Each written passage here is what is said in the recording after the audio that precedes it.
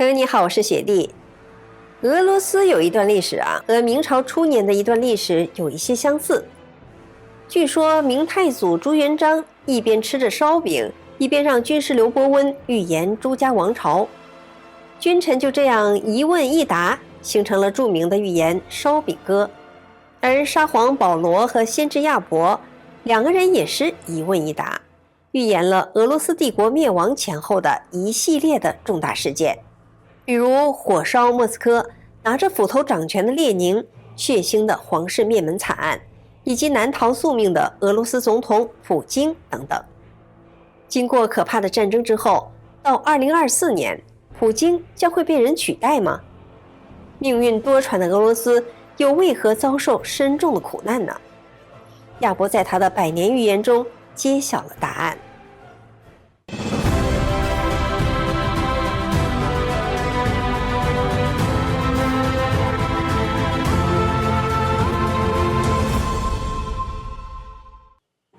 根据历史传记《预言僧》的记载，在1796年12月12日的会谈中，先知亚伯除了预言保罗一世被杀的命运之外，还预言了俄罗斯帝国之后的命运。亚伯说道，在亚历山大一世统治期间爆发法俄战争，莫斯科满城遭遇大火。关于法俄战争，从记载来看，亚伯至少预言了2次。第一次是在1796年，第二次在亚历山大一世即位之后，这个新即位的沙皇决定赦免亚伯。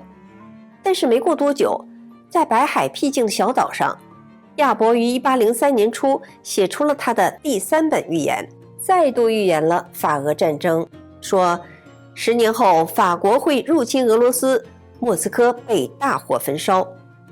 毫无疑问，他的预言又被地方当局汇报给了沙皇。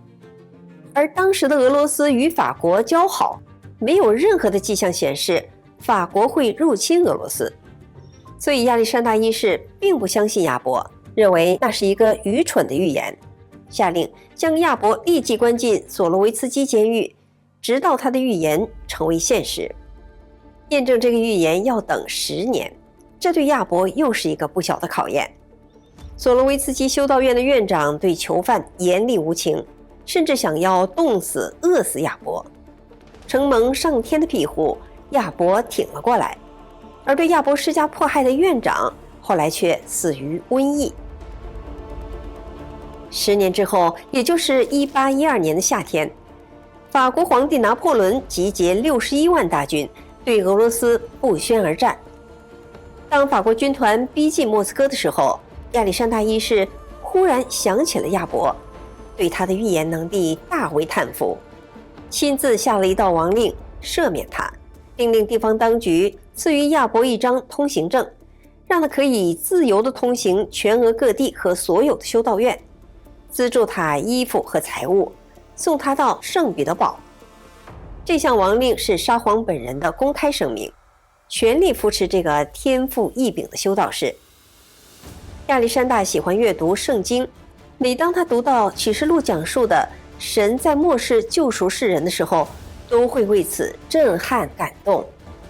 他对基督教的信仰是虔诚的，即使在法国大军攻打莫斯科、纵火焚烧宫城的时候，他在东宫处理政务之余，仍然坚持诵经祈祷，凭着信仰的支撑，最终击败了拿破仑的远征。这个出身农奴、人苦修行的亚伯，无疑是上帝的宠儿。作为神选之人，他多次看到了未来的画面。有一次，在祈祷中，天神向他揭示了俄罗斯将面临的一个凶猛的枷锁，其中之一便是无神论。那么，无神论的出现对俄国造成了怎样的冲击呢？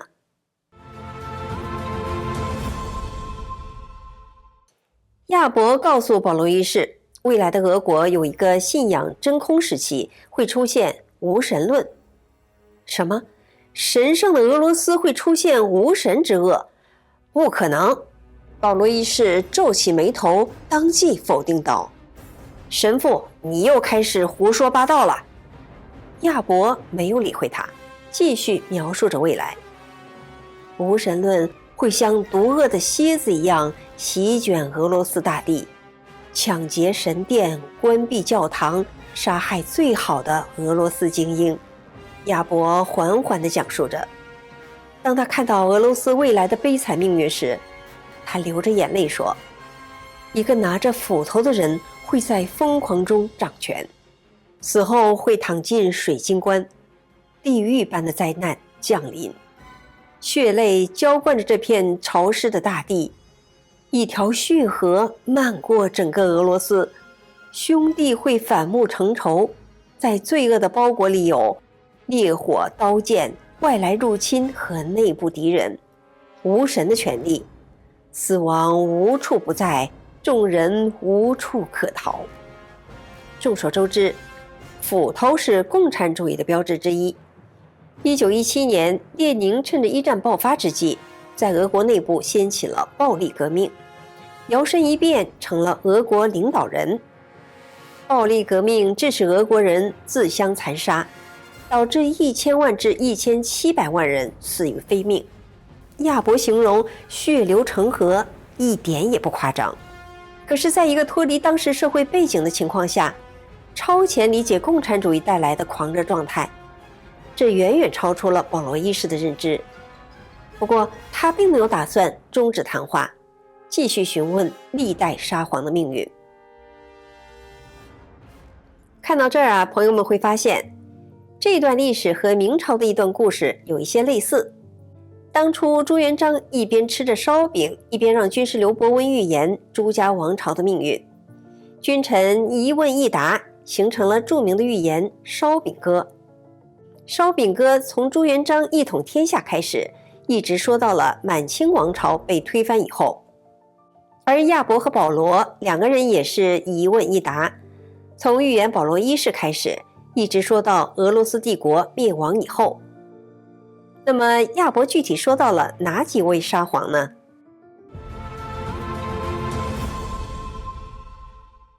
从记载来看，亚伯不仅详细道出了历代沙皇的名号，还点明了他们登基之后的重大事件。比如尼古拉一世的统治从铲除12月党人叛乱开始，亚历山大二世于1861年废除农奴制，但是他会遭到叛军的多次暗杀，最终在首都被叛徒杀害，而在他的鲜血上会竖起一座圣殿。1881年3月13日，亚历山大二世在圣彼得堡被叛徒炸死。他的儿子亚历山大三世在父王去世的地方修建了著名的滴血救世主教堂。亚伯的这条预言在80多年后成为事实。俄罗斯帝国经过了短暂的动荡之后，迎来了和平。亚伯说道，亚历山大三世将是一位真正的和平缔造者，他的统治将是荣耀的，他将带来和平与秩序。亚历山大三世在位13年，这段时期是俄罗斯帝国后期最繁荣的一个阶段，帝国和平犹如昙花一现。此后俄国命运便急转直下。保罗一世追问，在亚历山大三世之后，帝国权杖由谁继承？亚伯回答，尼古拉二世。尼古拉二世也就是末代沙皇。亚伯预言道，他将用自己的命来救赎他的人民，在胜利前夕，王座会崩毁，你的后代子孙会被出卖，就像上帝之子被钉在十字架上一样，你的许多子孙将如羔羊般献出鲜血。在这段预言中，亚伯说到了欧洲最血腥的皇室灭门惨案。第一次世界大战胜利前夕，末代沙皇尼古拉二世和他的家人被布尔什维克杀害了。亚伯穿越时间迷雾，似乎把未来拉到了自己眼前。他就像看电影一样，将拍摄好的影片提前看了一遍，因此对100年后的大事件了然于胸。那么问题来了，是谁提前拍摄了那么多的影片让亚伯去看呢？那个拍摄人间格局的大导演又是在哪个空间呢？这个说起来啊，我也和您一样很好奇。咱们继续把镜头拉到亚伯这儿，他的世纪预言除了沙皇世系以及那个拿着斧头掌权的列宁之外，还点到了谁呢？亚伯说，西方的新巴图会举起一只手，火与火之间的人们不会从地球上消失。巴图是音译，在蒙古统治俄罗斯时期，这是强悍者的称号。亚伯预言了希特勒的崛起，以及那个典型的举一只手的纳粹礼。他说，上帝的天使正在从碗中倒出新的灾难，以便人们能清醒过来。这两场战争，一场比另一场更加惨烈。这说的是一战和二战。在亚伯生活的年代，并没有飞机和潜艇，而他却准确地做出了描述。将会有一场战争，一场巨大的世界战争。在空中，人们会像鸟一样的飞翔；在水下，人会像鱼一样的游动。二战结束之后，又过了7年，圣彼得堡出生了一个男婴，名叫弗拉基米尔·普京。这个原本普通的名字，却因命中注定有了哪些不同呢？亚伯说道，这个名字注定会3次出现在俄罗斯的历史上。2个同名的人已经登上了宝座，但却不是王室的。他将坐在王室之上，成为第3者。在俄罗斯历史上，2个同名的人登上权位的，一个是弗拉基米尔大公，将基督教引入了俄罗斯；一个是弗拉基米尔·列宁。预言中提到的第3个同名的人被解读为弗拉基米尔·普京，也就是现在的俄罗斯总统。普京不是沙皇，但是他的铁腕手段和权力比起沙皇是有过之而无不及。亚伯在传世预言画《圣母诞生图》的最下方写着这句铭文：5263年，在可怕的战争中，有一个人得到了祝福，登上了王座。在俄罗斯，这个预言令很多人拭目以待。那个登上王位的人到底会是谁呢？因为5263年换算成现在的历法，也就是2024年。而亚伯提到的战争被解读为现今正在进行的俄乌战争。那么2024年，谁会成为俄罗斯新的主宰者呢？时间会揭晓答案。亚伯穿越时间迷雾，把看到的帝国先导片给保罗一世从头到尾的细说了一遍。